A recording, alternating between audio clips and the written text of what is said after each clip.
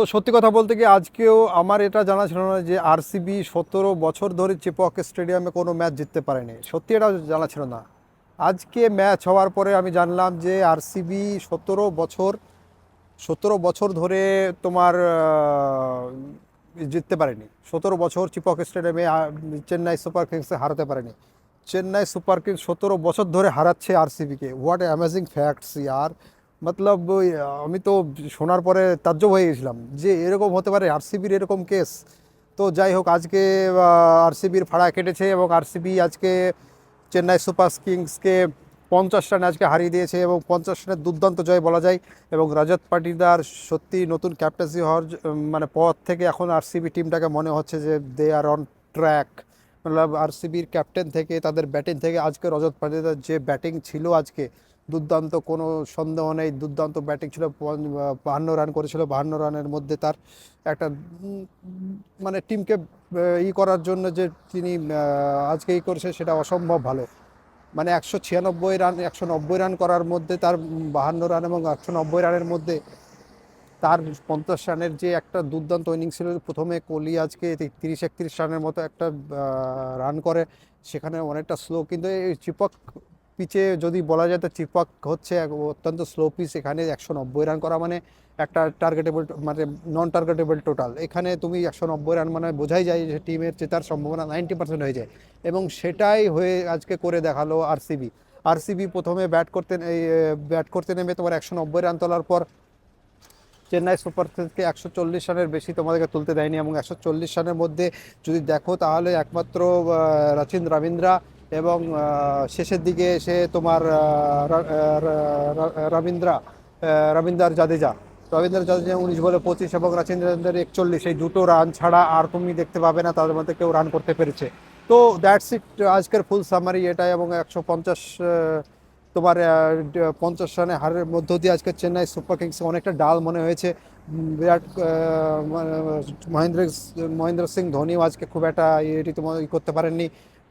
তো আজকে খেলার মধ্য দিয়ে আরসিবি একটা নতুন আরসিবিকে আমরা দেখতে পাচ্ছি, এবং এই আরসিবির মনে হচ্ছে যে আরসিবির মধ্যে কিছুটা দম আছেও আগের আরসিবি থেকে, ওটা আরসিবি মনে হচ্ছে। এবং Rajat Patidar he is a talented guy, no doubt. সে খুব ভালো প্লেয়ার এবং তার সে প্রতিভার প্রতি তিনি সুবিচার করে যাচ্ছেন। গত ম্যাচ হোক এ ম্যাচ হোক রীতিমতো তিনি ভালোই খেলছেন, কোনো রকমের কোনো তার মধ্যে কোনো রকমের বোঝা যাচ্ছে না। এবং এরকম টিমে যদি এরকম ক্যাপ্টেন্স নক, এরকম টিমে ক্যাপ্টেনের কাছ থেকে যদি এরকম ইনিংস আসে তাহলে তো তোমাদের ধরে নিতে হবে যে সে টিম কীরকম করতে পারে। তবু আবার অনেকেই বলছে যে আজকে বিরাট কোহলি অনেক স্লো করেছে, স্লো না বাবা, এটা স্লো খেলতেই হবে, কারণ মহেন্দ্র সিং ধোনির মতো তুমি প্লেয়ার তুমি দেখো কীরকম ব্যাটিং করেছে আজকে। তো চিপক মানে তার ট্র্যাক রেকর্ডই এরকম, সেখানে বড় রান হয় না, সেখানে এরকম রানই হয়। এবং বিশেষ করে যদিও রানটা হবে তখনই যারা প্রথমে ব্যাট করবে, শেষের দিকে পিচ অনেকটা স্লো হয়ে যায়। এবং সেটাই হয়ে আজকেও ম্যাচে যদি দেখো যে প্রথমে 190 রান করার পর থেকে তারপরে ব্যাটে ঠিকমতো বল আসছিল না, বল মানে বাউন্স কম হচ্ছিল, বল হাঁটুর নিচে বল আসছিল। এবং এটা স্পিনারদের স্বর্গ বলা চলে চিপক স্টেডিয়াম। এবং তুমি যদি দেখো তোমরা যদি দেখো যে দুই টিমেরই যে স্পিনার তারা খুব দুর্দান্ত বল করেছে, মানে কোনো রকমের কোনো রাখেনি, সব একদম পুরো আটো বোলিং।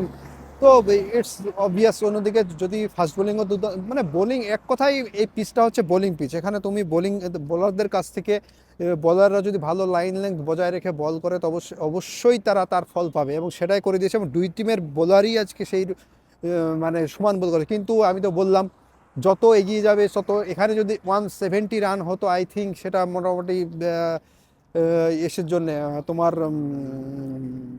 চেন্নাই সুপার কিংসের জন্য একটু ভালো হতো। কিন্তু 170+ যখনই চিপকের মতো মাঠে রান হয়ে যাবে তখন সেটা জানবে যে এখানে অ্যাডভান্টেজ হয়ে গেল। মাত্র প্রথমে 190 রান যখনই হয়ে যায় তখনই ভাবা উচিত যে এখানে 20 রান এক্সট্রা হয়ে গেছে, সো এটা মানে ম্যাচটা হাত থেকে বেরিয়ে গেল।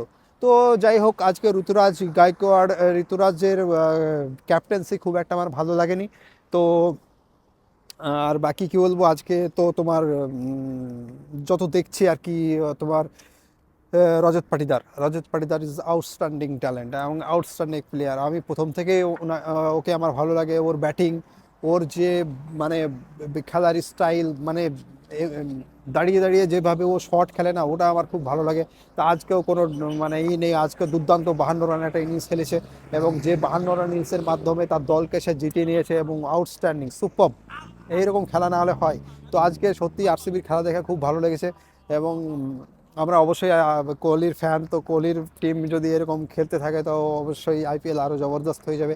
তবে আমি তো আর একটা কথা আগেও বলেছি, এখনও বলছি যে আরসিবি প্রথমে সব প্রতি বছর আরসিবি এরকমই খেলে, আরসিবি প্রতি বছর এরকমই খেলে, এবং আরসিবি এরকমই খেলতে খেলতে মাঝখানে যেই আসে 8টা 9টা ম্যাচের পরেই তাদের মানে হারিয়ে যায় তারা, মানে তাদের আর থাকে না, তারা তখন আবার ডাউন হতে শুরু করে, এবং ডাউন হতে হতে এমন শুরু হয়ে যায় যে তারা মানে 8 9 নম্বর টিম হয়ে দাঁড়িয়ে আছে। তো লেটস সি, অ্যাটলিস্ট এখনও সবে 2টো ম্যাচ হলো আরসিবির, আরও 4 5টা ম্যাচ যাওয়ার পরেই মানে মোটামুটি তাদের বোঝা যাবে তারা কীরকম খেলবে না খেলবে, দ্যাটস ইট। তো আজকের ম্যাচের এই আপাতত এই সামার ছিল। তা পরের ম্যাচে আবার তোমাদের জন্য ভিডিও নিয়ে আসবো, আশা করি তোমাদের আমার ভিডিও ভালো লাগছে। তো আমার ভিডিও যদি ভালো লাগে তো অবশ্যই তোমরা আমার ভিডিওটাকে লাইক, আমার চ্যানেলটিকে লাইক ও সাবস্ক্রাইব করো, ভিডিওতে লাইক এবং কমেন্ট করো অবশ্যই। Thank you so much.